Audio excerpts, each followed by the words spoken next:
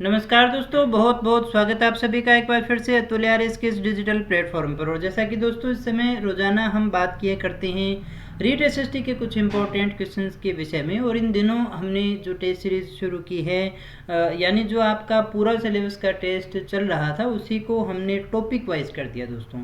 तो आज जिस टॉपिक का हम अध्ययन करने वाले हैं वो मौर्य काल है, और कल जिसके बारे में हम अध्ययन करेंगे दोस्तों वो आपको वीडियो के लास्ट में बता दिया जाएगा। तो आज के इस टेस्ट में कुल प्रश्नों की संख्या रहेगी 60, यानी कुल कितने प्रश्नों के विषय में हम चर्चा करने वाले हैं दोस्तों?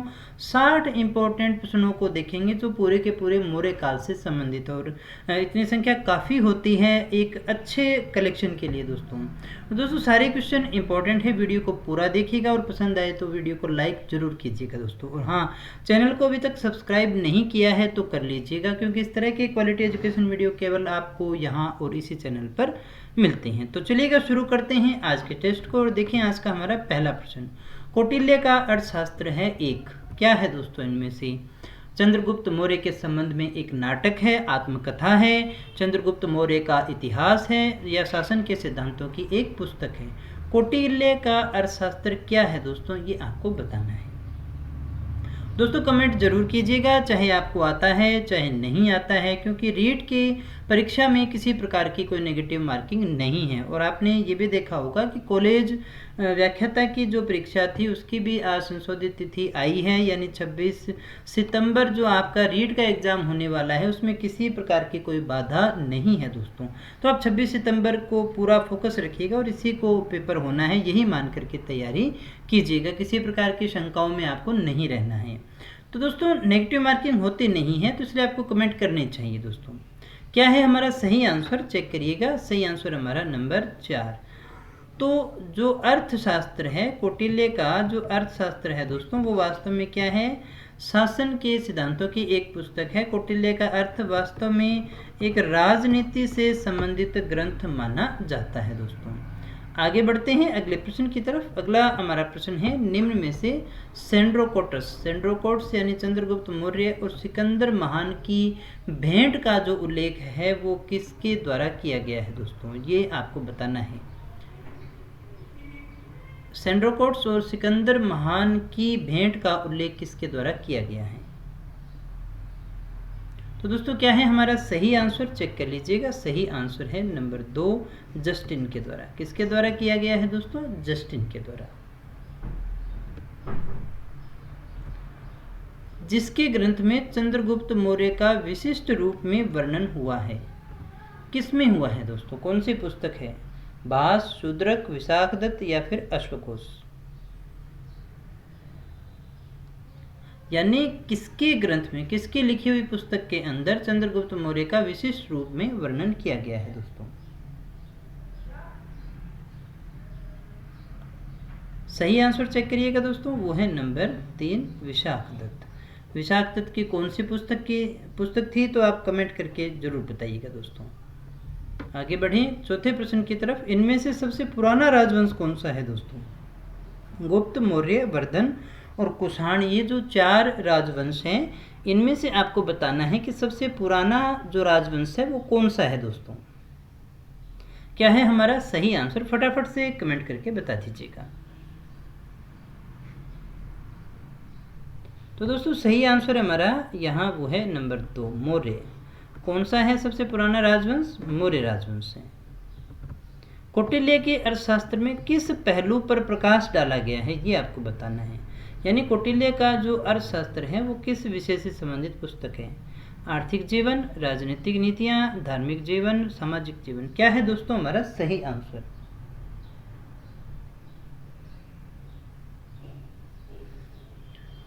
तो दोस्तों हमारा जो सही आंसर है वो है नंबर 2। अर्थशास्त्र में क्या है दोस्तों? राजनीतिक नीतियाँ हैं, इन्हीं के ऊपर जो है वो प्रकाश डाला गया है। आगे बढ़ते हैं दोस्तों अगले प्रश्न की तरफ। इनमें से किसकी तुलना मैकियावेली के प्रिंस से की जा सकती है दोस्तों? आपको बताना है इनमें से किसकी तुलना मैकियावेली के प्रिंस से की जा सकती है। कालिदास का मालवी का अग्निमित्रम, कौटिल्य का अर्थशास्त्र, वात्स्यायन का कामसूत्र या फिर तिरुवल्लुवर का तिरुकुलर। क्या है दोस्तों हमारा सही आंसर? फटाफट से कमेंट करके बता दीजिएगा।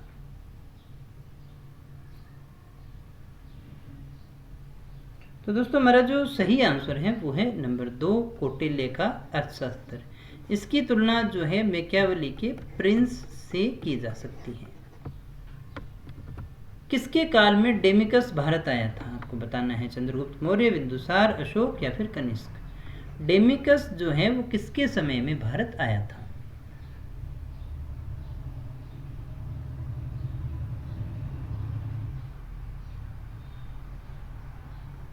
सही आंसर दोस्तों चेक करिएगा, वो है हमारा नंबर 2, बिंदुसार।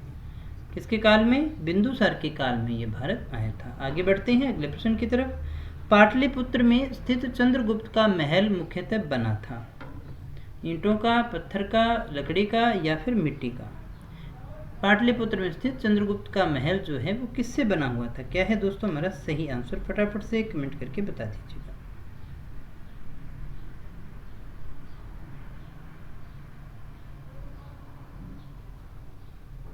तो दोस्तों सही आंसर हमारा वो है नंबर 3। किसका बना हुआ था? लकड़ी का। किस प्राचीन नगर के अवशेष कुम्भलहार स्थल से प्राप्त होते हैं?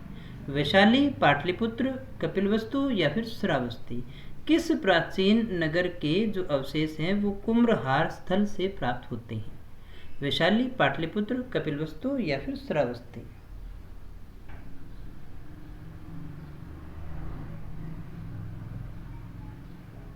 तो दोस्तों हमारा जो सही आंसर है वो है नंबर 2, पाटलिपुत्र। आगे बढ़े अगले प्रश्न की तरफ। मालवा, गुजरात और महाराष्ट्र किस शासक ने पहली बार जीता था? हर्ष, स्कंदगुप्त, विक्रमादित्य या फिर चंद्रगुप्त मौर्य? क्या है दोस्तों हमारा सही आंसर? फटाफट से कमेंट करके बताइएगा।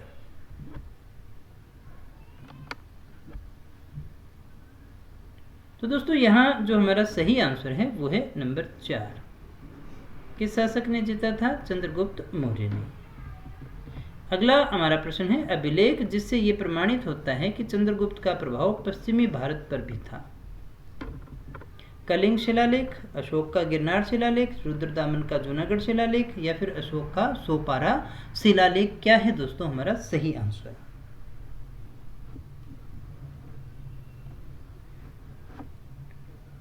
तो दोस्तों सही आंसर हमारा वो है नंबर 3, रुद्रदामन का जूनागढ़ शिलालेख। इसी से ये प्रमाणित होता है कि चंद्रगुप्त का जो प्रभाव है वो पश्चिमी भारत पर भी था।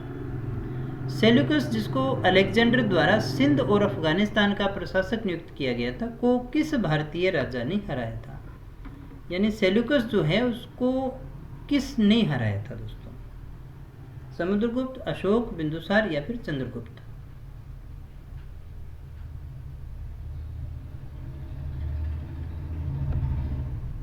तो दोस्तों सही आंसर हमारा वो है नंबर 4, चंद्रगुप्त ने हराया था।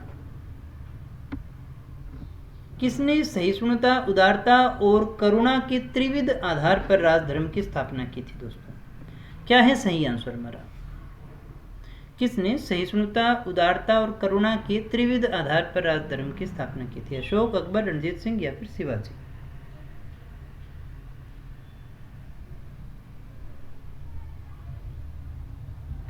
सही आंसर है दोस्तों हमारा वो है नंबर 1, अशोक ने की थी। आगे बढ़े अगले प्रश्न की तरफ। अशोक के निम्न अभिलेखों में से किसमें दक्षिण भारतीय राज्यों का उल्लेख हुआ है? तृतीय मुख्य शिलालेख, द्वितीय मुख्य शिलालेख, नवम मुख्य शिलालेख या फिर प्रथम स्तंभ शिलालेख? क्या है दोस्तों हमारा सही आंसर? फटाफट से कमेंट करके बता दीजिएगा।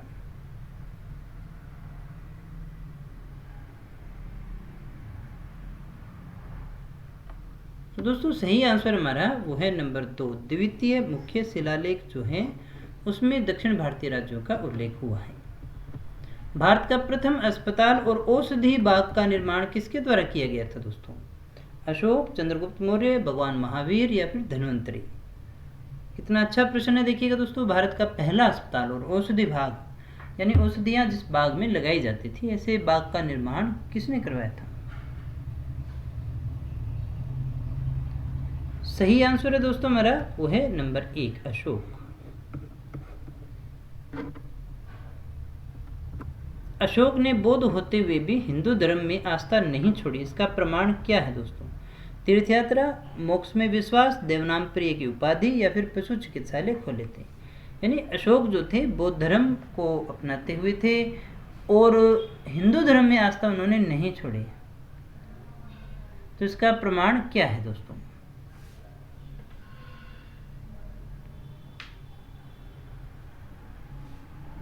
तो दोस्तों हमारा सही आंसर है वो है नंबर 3, देव नाम प्रिय की उपाधि। अशोक के समय में बौद्ध सभा किस नगर में आयोजित की गई थी? मगध, पाटलिपुत्र, समस्तीपुर और राजगृह।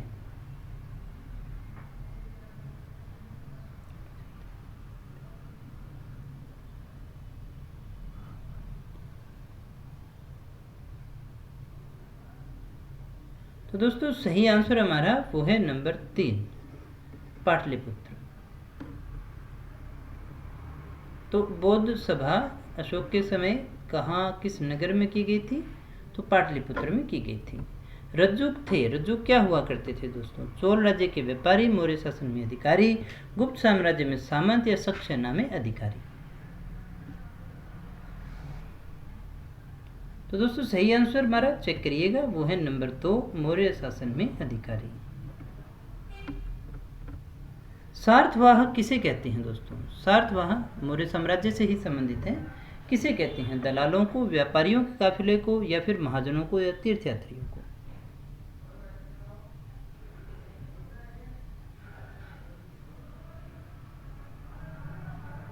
सही आंसर है दोस्तों हमारा वो है नंबर 2, व्यापारियों के काफिले को। व्यापारियों के काफिले को हम क्या कहते थे दोस्तों? सार्थवाह कहा जाता था, ये याद रखिएगा। आगे बढ़ें। अगला हमारा प्रश्न है, कौन सा अधिकारी मौर्य साम्राज्य का भाग नहीं था? अग्रहारिक, युक्त, प्रादेशिक या फिर राजुक? कौन सा अधिकारी मौर्य साम्राज्य का भाग नहीं था दोस्तों?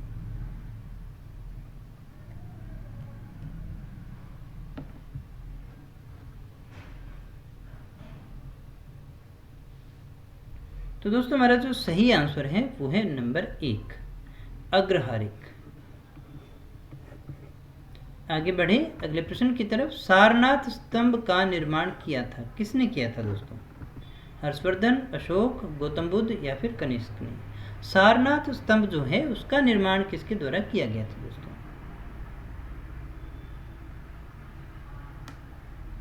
सही आंसर है दोस्तों हमारा वो है नंबर 2, अशोक। किसके द्वारा निर्माण किया गया था? अशोक के द्वारा किया गया था। आगे बढ़ते हैं दोस्तों अगले प्रश्न की तरफ। सांची का स्तूप किसने बनवाया था? बिंबिसार, अशोक, हर्षवर्धन या फिर पुष्यमित्र?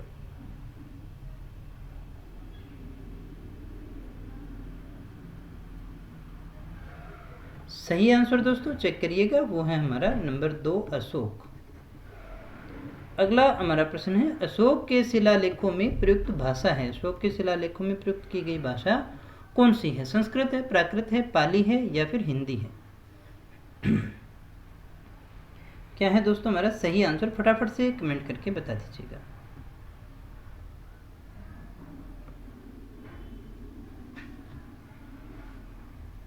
तो दोस्तों सही आंसर हमारा वो है नंबर 2, प्राकृत।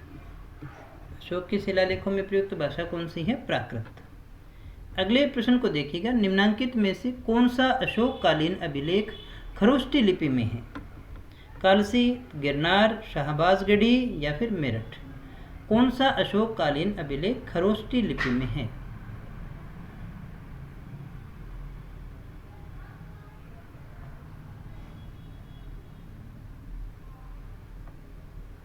सही आंसर है दोस्तों हमारा वो है नंबर 3, शाहबाजगढ़ी। शाहबाजगढ़ी जो है वो खरोष्टी लिपि में माना जाता है। अशोक के शिलालेखों को सर्वप्रथम किसने पढ़ा था दोस्तों? Wular, Robert Sewell, James Prinsep या फिर कार्डरिगटन? अशोक के जो शिलालेख है उनको सबसे पहले पढ़ने वाला कौन था?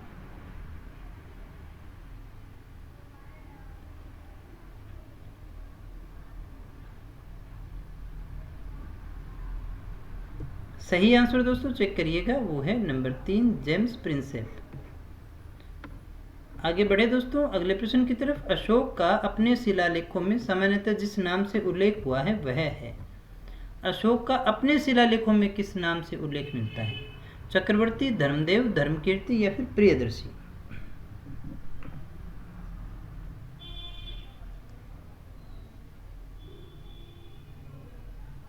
सही आंसर दोस्तों हमारा वो है नंबर 4 प्रियदर्शी।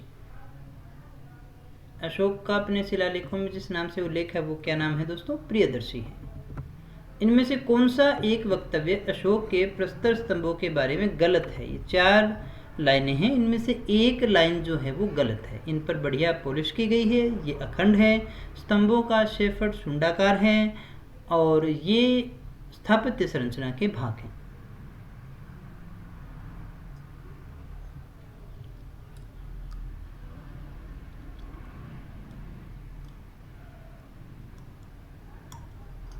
सही आंसर दोस्तों हमारा वो है नंबर 4, ये स्थापत्य संरचना के भाग नहीं है, ये वाला गलत है।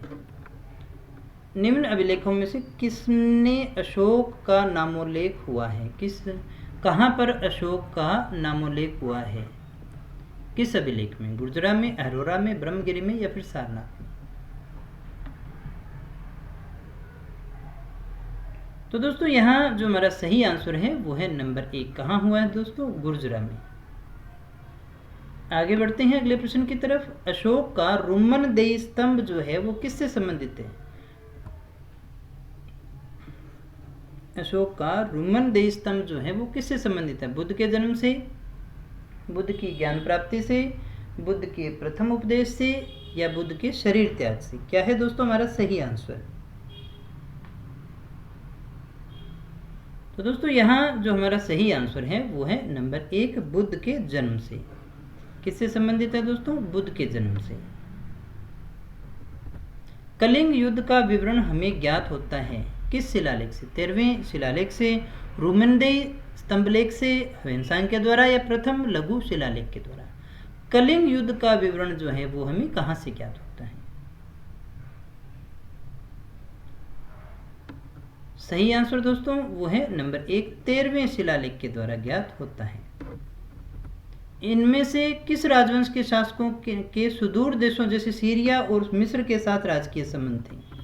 इनमें से कौन सा राजवंश ऐसा है जिनके सुदूर देश जैसे कि सीरिया और मिस्र जो हैं इनके साथ में राजकीय संबंध हुआ करते थे? चोल थे, गुप्त थे, मौर्य थे या फिर पल्लव थे? क्या है दोस्तों हमारा सही आंसर?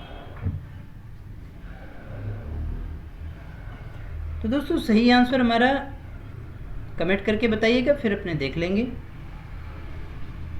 बिल्कुल आसान सा प्रश्न था। सही आंसर हम मौर्य काल के बारे में पढ़ रहे हैं तो यहाँ तो फिर गलत होना ही नहीं चाहिए था ना। प्रसिद्ध यूनानी राजदूत मेगास्थनीज भारत में किसके दरबार में आए थे? प्रश्न है मेगास्थनीज जो है वो किसके दरबार में आए थे दोस्तों? अशोक के, हर्षवर्धन के, चंद्रगुप्त मौर्य के या फिर हेमू के?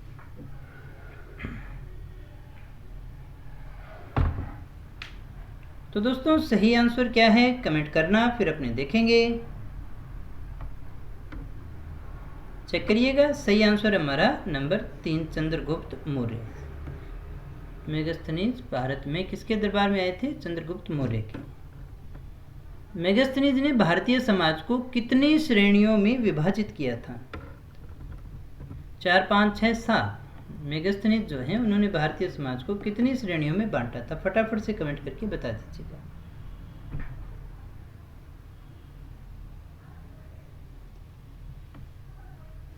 सही आंसर दोस्तों चेक करिएगा नंबर 7 4, यानी कि कितनी श्रेणियों में बांटा था? 7 श्रेणियों में विभाजित किया था भारतीय समाज को। किसने? मेगास्थनीज ने। किस स्रोत में उल्लेखित है कि प्राचीन भारत में दास्तान नहीं थी? मुद्रा राक्षस, मेगास्थनीज की इंडिका, वायु पुराण या फिर अर्थशास्त्र? यानी कौन सा ऐसा स्रोत है जो हमें ये बताता है कि प्राचीन भारत में दास्तान नहीं हुआ करती थी?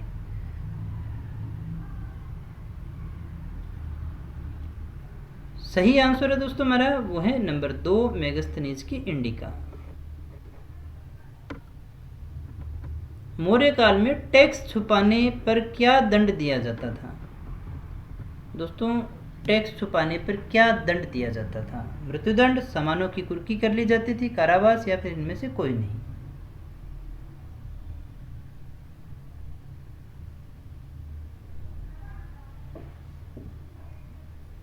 सही आंसर है दोस्तों, वो है नंबर 1। कौन सा दंड देते थे? मृत्युदंड दिया जाता था दोस्तों। तो देख सकते हैं आप कितना घातक दंड का प्रावधान था। इतना अगर अभी हो जाए तो फिर देखो सारे टैक्स भर ही देंगे ना। लेकिन ये राजतंत्र नहीं है, लोकतंत्र है दोस्तों, इसलिए ऐसा नहीं हो पाता है। वह स्रोत जिसमें पाटलिपुत्र के प्रशासन का वर्णन है, इनमें से वो स्रोत आपको बताना है जिसमें पाटलिपुत्र के प्रशासन का वर्णन देखने को मिलता है। दिव्यावदान, अर्थशास्त्र, इंडिका, अशोक के शिलालेख।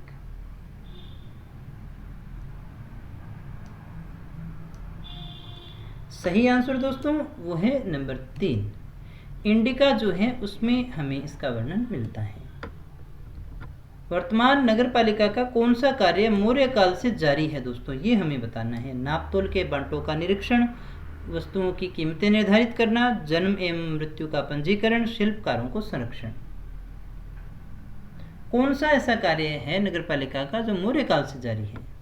सही आंसर दोस्तों वो है नंबर 3, जन्म एवं मृत्यु का पंजीकरण।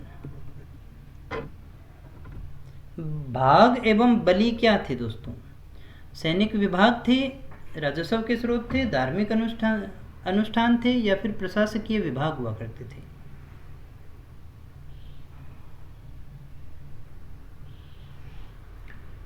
सही आंसर दोस्तों वो है नंबर 2, राजस्व के स्रोत हुआ करते थे। आगे बढ़ें अगले प्रश्न की तरफ। मौर्य काल में भूमिकर, जो कि राज्य की आय का प्रमुख स्रोत था, किस अधिकारी द्वारा एकत्रित किया जाता था? अब देखिएगा क्या कहा, मौर्य काल में टैक्स लगता था, भूमिकर लगता था, जो राज्य की आय का एक स्रोत हुआ करता था, किस अधिकारी द्वारा एकत्रित किया गया?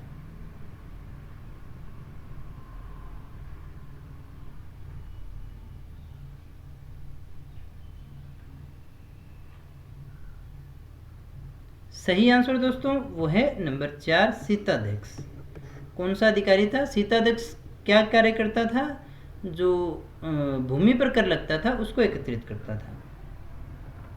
मौर्य काल में सीता से क्या अभिप्राय हुआ करता था? एक देवी, धार्मिक संप्रदाय, राजकीय भूमि से प्राप्त आय, या फिर ऊसर भूमि?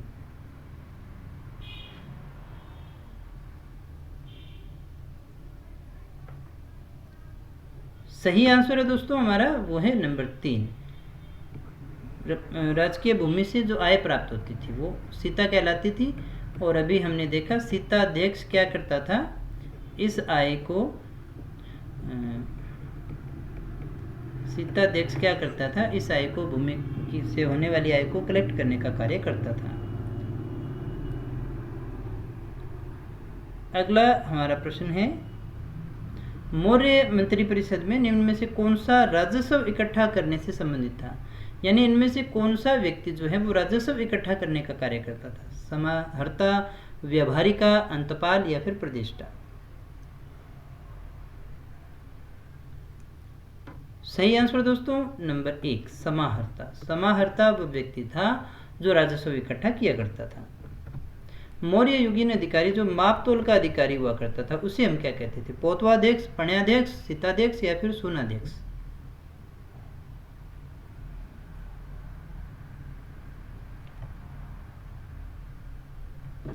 सही आंसर दोस्तों वो है नंबर 1, पोतवाध्यक्ष हुआ करता था। पंकोदकसन्निरोधे, कितना अच्छा नाम है, छोटा सा नाम है दोस्तों। ये नाम एक प्रकार का जुर्माना था, और ये जुर्माना किस लिए लिया जाता था आपको बताना है। पीने के पानी को गंदा करने पर, सड़क पर कीचड़ फैलाने पर, कूड़ा फेंकने पर, या फिर मंदिर को गंदा करने पर?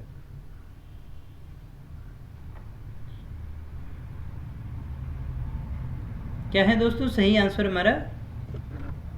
तो दोस्तों सही आंसर हमारा नंबर 2। ये आरएएस जैसी परीक्षा में ये प्रश्न पूछा भी जा चुका है दोस्तों आज हमने जो भी प्रश्न देखे हैं वो किसी न किसी परीक्षा में पूछे गए हैं, इसलिए सारे प्रश्न इंपॉर्टेंट है, बहुत ज़्यादा महत्वपूर्ण है दोस्तों अगर आपको हमारा ये प्रोग्राम अच्छा लग रहा है, ये वीडियोज़ आपके लिए लाभदायक है, तो कमेंट करके कम से कम बताइएगा ज़रूर।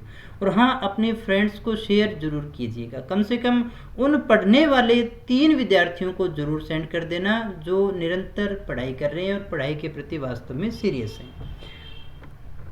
अगला हमारा प्रश्न है, मौर्य काल में शिक्षा का सर्वाधिक प्रसिद्ध केंद्र इनमें से कौन सा था? वैशाली, नालंदा, तक्षशिला, उज्जैन। मौर्य काल में शिक्षा का सर्वाधिक प्रसिद्ध केंद्र कौन सा था दोस्तों?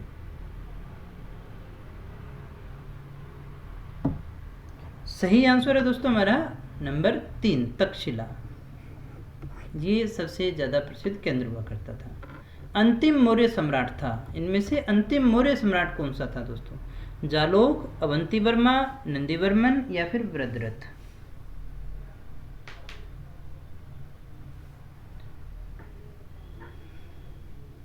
सही आंसर दोस्तों वो है नंबर 4, वृद्धरथ था। आगे बढ़े 46वें प्रश्न की तरफ। जल की आवश्यकता को ध्यान में रखते हुए जिस प्रथम शासक ने गिरनार क्षेत्र में एक झील का निर्माण करवाया, वह शासक कौन था? चंद्रगुप्त मौर्य, अशोक, रुद्रदामन या फिर स्कंदगुप्त?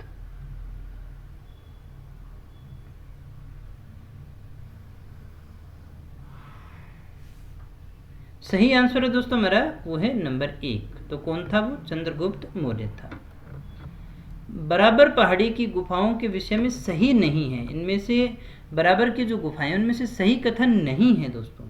बराबर पहाड़ी में कुल 4 गुफाएं हैं। 3 गुफाओं की दीवार पर अशोक के अभिलेख उत्कीर्ण हैं। ये अभिलेख उन गुफाओं की आजीविकाओं को समर्पित होने का उल्लेख करते हैं। ये अभिलेख ईसा पूर्व 6वीं शताब्दी के हैं।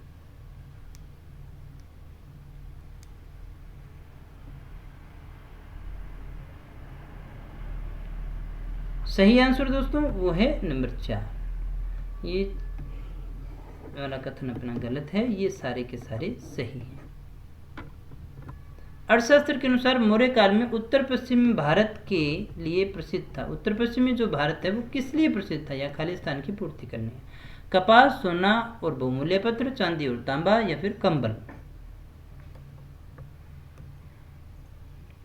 सही आंसर है दोस्तों वो है नंबर 4, कंबल। कंबल के लिए ये प्रसिद्ध था। तो खालिस्तान में क्या आएगा दोस्तों? कंबल। आगे बढ़ें 49 नंबर प्रश्न की तरफ। रामपुरवा का वृषभ शीर्ष वाला अशोक स्तंभ किस राज्य में है दोस्तों? आज हमने प्रश्नों को और भी बढ़ाया है ना। आज हमारे पेपर में, हमारे टेस्ट में 60 प्रश्न है, तो 50 के बाद में आपको रुकना नहीं है। कई बार हम ऐसा करते हैं कि 50 की रूटीन होती है, आदत है अपनी, तो 50 पूरे होते ही आगे अपने सुनते नहीं है। तो दोस्तों कम से कम मेरी वीडियो को आप पूरा सुना कीजिए, इसमें फालतू तो कुछ होता भी नहीं है। आगे लास्ट में कई बार इंपॉर्टेंट इन्फॉर्मेशन होती है तो उसको सुन लिया करो ना। तो 50 के बाद में आपको बंद नहीं करना है, आगे वीडियो चलने दीजिएगा। रामपुरवा का वृषभ शीर्ष वाला अशोक स्तंभ जो है वो किस राज्य में है? तो सही आंसर हमारा नंबर 1, बिहार राज्य में है। 50वां प्रश्न। शाहबाजगढ़ी में अवस्थित अशोक के शिलालेख हैं, किस लिपि में? शाहबाजगढ़ी जो है वहां पर अशोक के जो शिलालेख हैं वो किस लिपि में? खरोष्टी, अरमाइक, यूनानी, ब्राह्मी?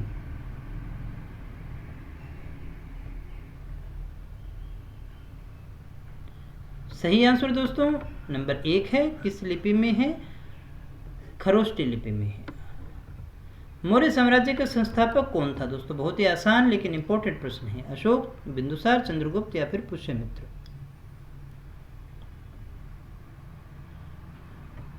सही आंसर चेक करिएगा, नंबर 3 है। कौन था दोस्तों? चंद्रगुप्त को माना जाता है। हिंद यूनानी शासकों के बारे में जानकारी का मुख्य स्रोत क्या है दोस्तों? हिंद और यूनानी शासकों के विषय में जानकारी का मुख्य स्रोत यात्रियों का वृत्तांत है, सिक्के हैं, बौद्ध है या फिर जैन साहित्य है? इसको बौद्ध साहित्य लिख लेना। यहाँ क्या है दोस्तों हमारा सही आंसर? फटाफट से कमेंट करके बता दीजिएगा।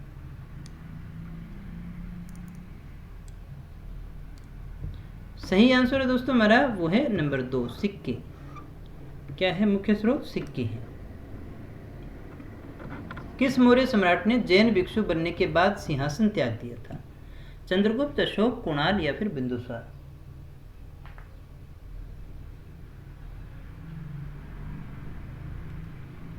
सही आंसर दोस्तों वो है नंबर 1 चंद्रगुप्त था। कौन था दोस्तों? चंद्रगुप्त।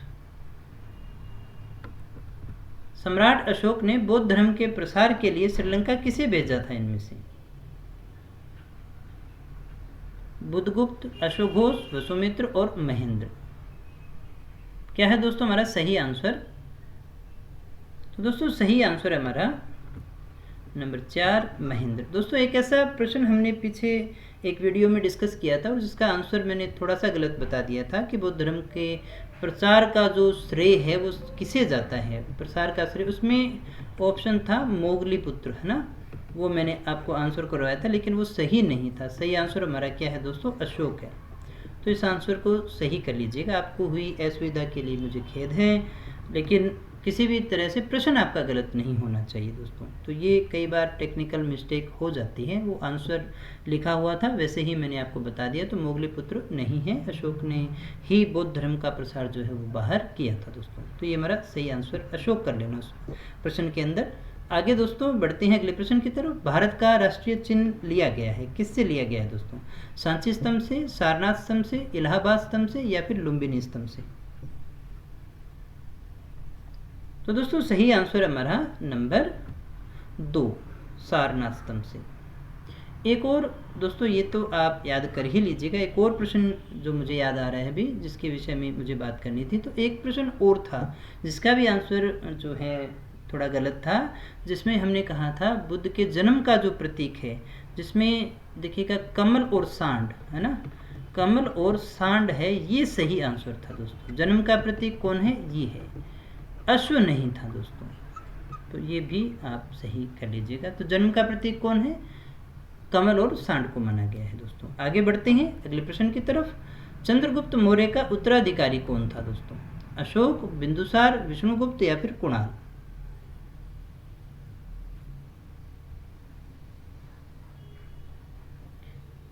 सही आंसर है दोस्तों हमारा वो है नंबर 2 बिंदुसार। चंद्रगुप्त मौर्य का उत्तराधिकारी कौन था? बिंदुसार था। कौन सा अन्य तीनों के समसामयिक नहीं था? यानी इन तीनों में से कौन सा, चारों में से कौन सा ऐसा जो है वो समसामयिक नहीं है, बाकियों के समकालीन नहीं है? बिंबिसार, गौतम बुद्ध, मिलिंद या फिर प्रसेनजीत?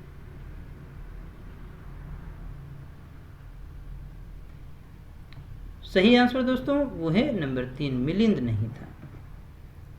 आगे बढ़ें अगले प्रश्न की तरफ। किस राजा देश में अशोक के व्यक्तिगत नाम का उल्लेख मिलता है? अशोक के व्यक्तिगत नाम का उल्लेख मिलता है किस राजा देश में? कालसी, रुमिंदेई, विशिष्ट कलिंग राजा देश या फिर मास्की?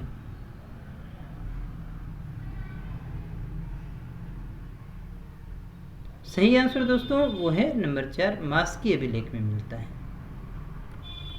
कौटिल्य द्वारा प्रयुक्त धर्मस्थीय शब्द का तात्पर्य क्या है? धर्मस्थीय शब्द जो है वो किसके लिए प्रयोग किया गया है? शैक्षणिक संस्था, धार्मिक संस्था, न्यायालय या फिर राजस्व विभाग?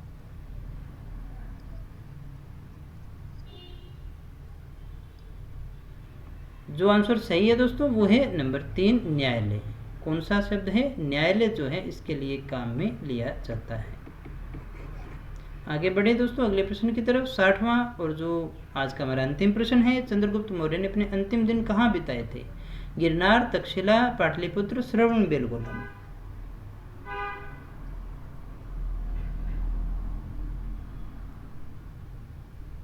सही आंसर दोस्तों चेक करिएगा वो है नंबर 4 श्रवणबेलगोला।